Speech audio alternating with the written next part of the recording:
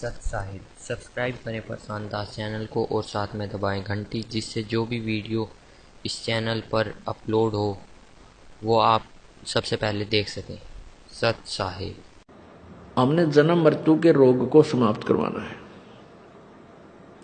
और जब तक जन्म मृत्यु का रोग नष्ट नहीं होगा तब तक हम सुखी नहीं हो सकते। इसको आप अपने बिल्कुल, पहले कहते थे ना, पल्ला गांठ लगा लो, यानी ऐसे स्थान पर नोट कर लो जिसको आप डेली याद कर सको। और यहां हम सुखी हैं ही नहीं, और आज मान लीजिए आपके पास अच्छी संपत्ति भी है, अच्छी संतान भी है, और आपका शरीर भी ठीक है, मृत्यु अवश्य होगी। जिसको इस संपत्ति को तू अपना मान रहा, संतान को, ये तेरी नहीं है, ना तेरे साथ रह गया, तो ये तो छोड़नी पड़ेगी। तो मान लीजिए हमने ये तो पक्की गांठ मार लो, ये तो एक विशेष उद्देश्य बनाओ कि मृत्यु तो होगी तो है ही, लेकिन हमने फिर मृत्यु होने के बाद दोबारा इस कोल्लू में नहीं डलना, इस अरहट के कुएं में नहीं पड़ना। इसलिए मन कर्म वचन तय वो टारगेट बनाओ कि हम सतलोक जाएंगे। सतलोक उस समय जाएंगे जब हमारा यहां से कति हृदय ठलेगा, बेटा और बेटियों से, कार और कोठियों से। पूरी संपत्ति को आप अपना नहीं मानोगे कि मेरा है भी नहीं, लेकिन हम मान रहे हैं जीव संज्ञा में आकर। हमने ऐसे अपने आप को पीव बनाना है, यानी देव संज्ञा में लाना पड़ेगा। और जब हंस रूप में हम आ जाएंगे फिर सोचेंगे सारा, हम अच्छे और बुरे का, अपने और पराये का पूरा निर्णय करेंगे। तो हंस दशा में जब तक हम नहीं आएंगे फिर हम कितनी भक्ति कर ले, भक्ति का फल निष्फल नहीं जाएगा, वो तो आपको मिलेगा।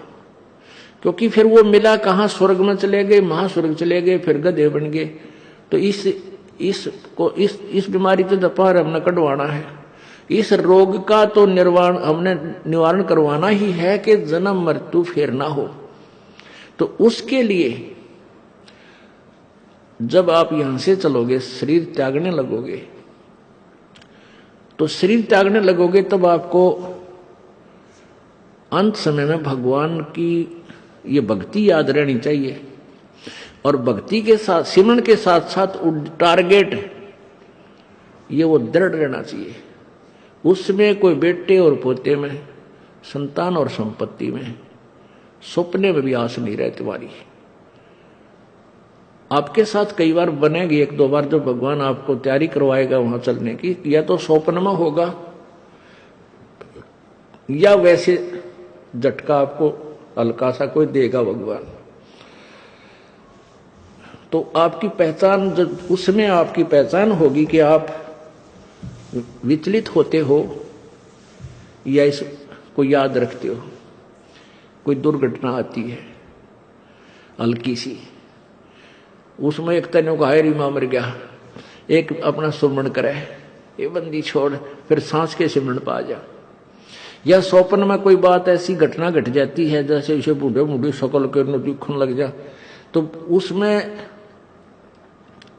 किसको याद करते हो आप? ये रिहर्सल होगी आपकी जो है ना, परीक्षा होगी। पहले हुआ करते कच्चे इम्तिहान, कच्चे एग्जाम होते थे पहले 6 माही, फिर 9 महीने में, फिर लास्ट में होते थे पक्के। तो 1-2 आपका कच्चा एग्जाम भी परमात्मा लेगा, ताकि आप कितने नंबर प्राप्त कर सकते हो। तो उसके बाद फिर आपने सावधान रहना, पक्का में फेल नहीं होना, फिर पक्के फेल हो जाओगे। तो हमने भी इन बातों को, परमात्मा कहते हैं, मौला बैठा मोर्चे और देखे जन की भेड़े, 12 कोट यम किंकर जहां एक नाम की खैड़। परमात्मा आपको देख रहा है, आप जिस मोर्चे में, युद्ध में, जिस लड़ाई में आप लड़ रहे हो, आप यहां अज्ञान के साथ ज्ञान से लड़ रहे हो और काल के साथ लड़ रहे हो। जब आपके ऊपर आपत्ति आवे, कहते हैं 12 करोड़ यम के दूत भी आपको आकर घेर लें तो उस समय आप किसको याद करोगे? सिमरण करना श्वास का। परमात्मा आपको देख रहा है कि ये कौन सा हथियार उठाओगा। ये माँ बाबू ने याद करे, हाय माँ बचा ले, हाय बाबू पिताजी आ जाओ, मर गया भाई बचाइए, या वहां पर सिमरण शुरू करता है।